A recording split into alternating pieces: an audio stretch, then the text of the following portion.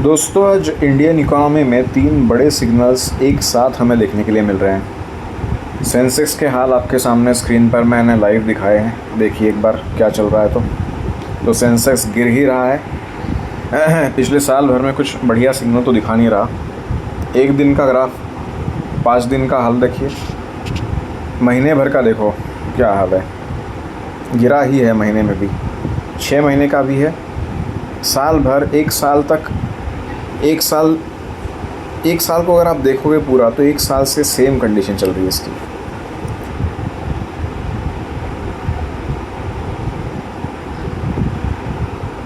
और आज की अगर कंडीशन देखें तो ये आपका 800-900 पॉइंट के आसपास गिर चुका है। अगली बात करते हैं गोल्ड की। गोल्ड प्राइसेस को अगर देखोगे, स्क्रीन पर देख रहे हैं तो गोल्ड प्राइस देखो क्या है। ये 2 हफ्तों का हाल है आपके सामने। 28 फरवरी का दिन देखो, 28 फरवरी के दिन ये कहाँ था? 1,74,000, 1,74,740 पे था, और अभी चल रहा है 1,65,000 के आसपास। और ब्रेंट क्रूड ऑयल की बात करते हैं। ब्रेंट क्रूड ऑयल चल रहा है आपका अभी, इस ग्राफ को देखो, ये $100 के आसपास पहुंच चुका है। देख रहे हैं, लाइव प्राइस है, एकदम ही लाइव प्राइस है। ये देखो, ये $100 के ऊपर पहुंच चुका है।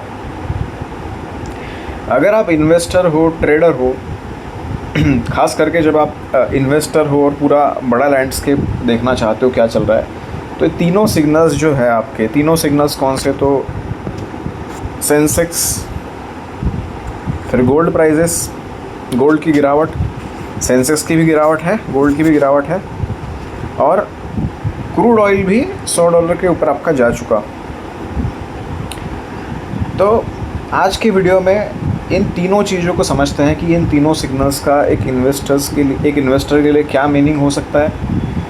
इसकी सारी बैकग्राउंड को जानेंगे और आपकी इन्वेस्टमेंट के ऊपर इसका क्या असर पड़ेगा, अलग अलग सेक्टर पे इसका क्या असर पड़ेगा, इसकी बात करेंगे। और जानेंगे 5 बड़े मुद्दे जो आज चल रहे हैं, जो इन्वेस्टर के लिए बहुत इंपॉर्टेंट हो सकते हैं, 5 बड़े न्यूज़। तो चलिए स्टार्ट करते हैं।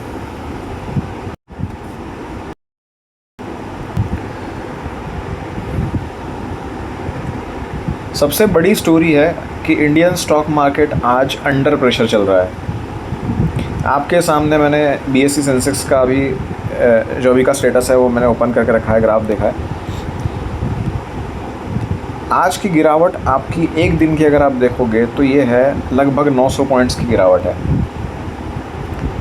निफ्टी की भी बात करें तो निफ्टी भी 23,331 पे चल रहा है। मतलब ये भी 1-1.5% के आसपास गिर गया। तो इस वीकनेस का अगर मेन रीज़न देखेंगे तो ये आता है आपका जियोपॉलिटिकल टेंशन्स। हम जानते हैं कि इंडिया की पोजीशन आज क्या है इस अगर सारे कॉन्फ्लिक्ट में देखा जाए तो, कि जो शिप्स होते हैं उनको किस तरह से रोका जा रहा है हॉर्मुज़ स्ट्रेट में। तो और ये कॉन्फ्लिक्ट रुकने का नाम नहीं ले रहा, और ग्लोबल इन्वेस्टर्स जो रिस्की एसेट्स होते हैं उससे पैसा निकाल लेते हैं। तो इसका रिज़ल्ट आपको देखने के लिए मिल रहा है कि सेंसेक्स जो है पिछले 2 हफ्तों में, देखो 2 हफ्ते में क्या हाल हुआ है सेंसेक्स का, इसी अनसर्टेनिटी के चलते। सामने अगर देखोगे आप, जूम इन करके दिखा देता हूँ आपको मैं। यहाँ पर ये चल रहा है आपका 83,000 के आसपास था, 83,000 84,000 के आसपास, देख रहे हैं, इसके आसपास था। और अब देखो ये कहाँ है, आज 75,000 तक है। इसको अगर टोटल आप देखते हैं तो ये 6,000 पॉइंट तक गिर चुका है, 6,000 पॉइंट से भी ज़्यादा। 84,000 कहाँ है और आज का 75,000 कहाँ है। तो इसका जो सबसे ज़्यादा प्रेशर आपको पड़ता हुआ दिखाई देगा वो दिखेगा IT स्टॉक्स पे, दिखेगा मेटल्स पे, दिखेगा ऑटो सेक्टर पे, दिखेगा। और जब ग्लोबल अनसर्टेनिटी बढ़ती है तब जो FIIs होते हैं, फॉरेन इंस्टीट्यूशनल इन्वेस्टर होते हैं, वो सबसे पहले इमर्जिंग मार्केट से, जैसे इंडिया है, तो वहाँ से पैसा निकाल लेते हैं। इसीलिए इंडिया पर इसका इम्पैक्ट काफ़ी देखने के लिए मिल रहा है। दूसरी बड़ी बात पर आते हैं जो कि आपका क्रूड ऑयल। स्क्रीन पर मैंने अभी आपको ये ग्राफ जो है ओपन करके दिखाया है कि कैसे $100 के ऊपर आपका ब्रेंट क्रूड ऑयल जो है वो पहुंच चुका है। और जो मिडल ईस्ट के टेंशन है, मिडल ईस्ट के shipping routes, strait of Hormuz, इनके टेंशन्स जो है ये रुकने का नाम नहीं ले रहे।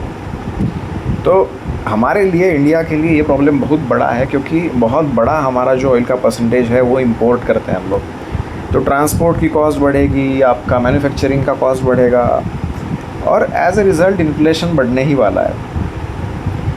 तो एक्सपर्ट का ये कहना है कि ये जो $100 प्रति बैरल तक जो बढ़ोतरी हुई है, इससे जीडीपी का ग्रोथ जो है 1% तक कम देखने के लिए मिलेगा। तो इससे एक आशंका है कि स्टॉक मार्केट में जो एविएशन सेक्टर है, पेंट कंपनीज़ है, लॉजिस्टिक्स है, इन पर इसका नेगेटिव इम्पैक्ट पड़ेगा। और ऑयल प्रोड्यूसर्स और एनर्जी कंपनीज़ हैं, इनके लिए ये पॉजिटिव हो सकता है। ये कोई रिकमेंडेशन नहीं है आपके लिए, पर ये एनालिसिस का एक रिज़ल्ट निकल के आ रहा है कि अगर फ्यूल की कॉस्ट बढ़ेगी तो इससे एविएशन कंपनीज़ हो गया, पेंट कंपनीज़ हो गया, इनके लिए जो है वो मार्जिन्स कम होंगे और इससे नेगेटिविटी आ सकती है। ये कोई रिकमेंडेशन नहीं है।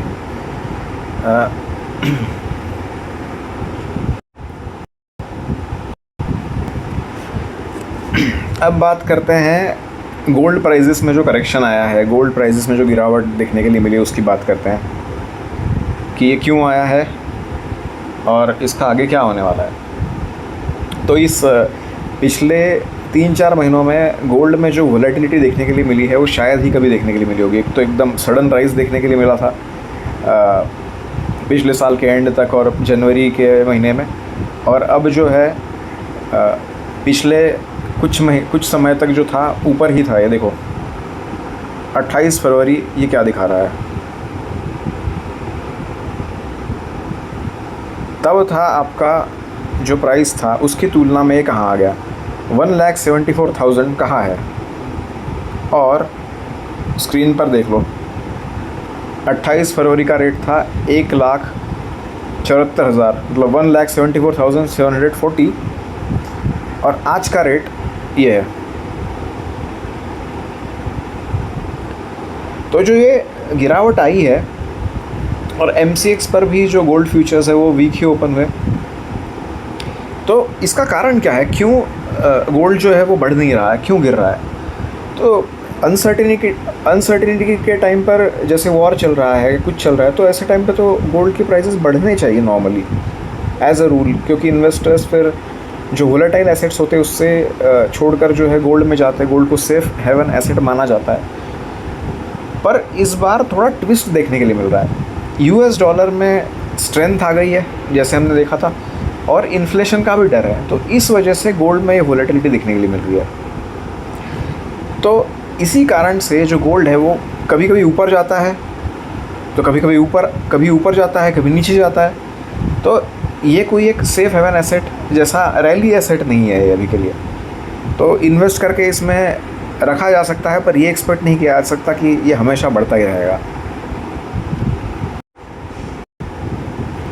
अब अगले मुद्दे पे आते हैं जो कि इन्फ्लेशन रिपोर्ट है। इन्फ्लेशन रिपोर्ट आ चुका है।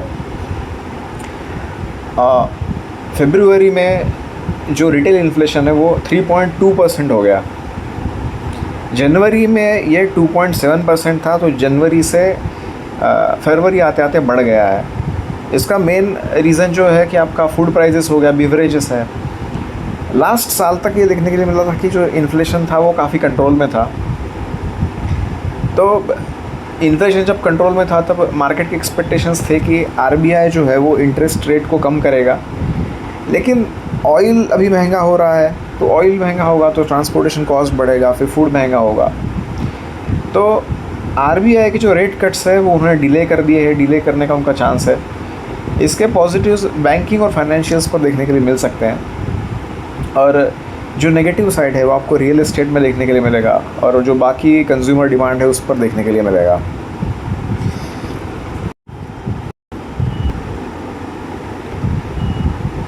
आज मार्केट में अगला जो इंटरेस्टिंग ट्रेंड दिखाई दिया वो है कि ऑटो स्टॉक्स जो है वो भी गिरे हैं, और कितना गिरे हैं आपके सामने है स्क्रीन पर। अभी जो मैं जब रिकॉर्ड कर रहा हूँ तब 3% तक गिर गए हैं ये। तो इसका रीज़न अगेन क्या है? तो reason again crude oil prices ही है, क्योंकि जब फ्यूल महंगा होगा तब लोग कार बाइंग को जो है वो डिले करेंगे, क्योंकि जो इंडिया का बजट कॉन्शियस कंज्यूमर है वो इस बारे में सोचेगा कि भाई दूसरा कुछ ऑप्शन हो सकता है क्या, कि क्या ऑयल क्या पेट्रोल कार की जगह, डीजल कार की जगह क्या हम इलेक्ट्रिक कार का यूज़ कर सकते हैं, ये वो देख सकते हैं। तो लोग बाइंग का जो डिसीजन है वो इमीडिएटली नहीं लेंगे, वो डिले करेंगे, और इससे लॉजिस्टिक्स की कॉस्ट भी बढ़ेगी। तो इसीलिए निफ्टी ऑटो पर जो है ये प्रेशर हमें देखने के लिए भी मिल रहा है।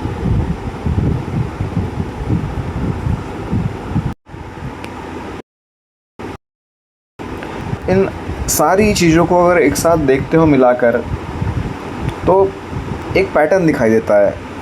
जैसे वॉर है, ये वॉर रुकने का नाम नहीं ले रहा, वॉर टेंशन चल रहा है, ऑयल का जो प्राइसेस है वो भी बढ़ रहा है, और डॉलर जो है वो डॉलर मजबूत होता दिखाई दे रहा है रुपये के अगेंस्ट। तो इंडिया में इसी के चलते जो मार्केट करेक्शन है हमको देखने के लिए मिल रहा है, और ये आगे कितने दिनों तक देखने के लिए मिलेगा, या ये वॉर जो है ये इसमें कुछ डेवलपमेंट होते हैं ताकि ये रुके और सब स्टेबिलिटी आए। तो गोल्ड की वॉलेटिलिटी जो देखने के लिए मिल रही है वो भी इसी के चलते देखने के लिए मिल रही है, और इन्फ्लेशन भी जो है वो इसी के चलते बढ़ता हुआ दिख रहा है। तो शॉर्ट टर्म में तो मार्केट वोलेटाइल ही रहेगा, लेकिन लॉन्ग टर्म में हम अच्छे होप्स कर सकते हैं कि हमारी जो ग्रोथ की स्टोरी है इंडिया की वो अच्छी रहे।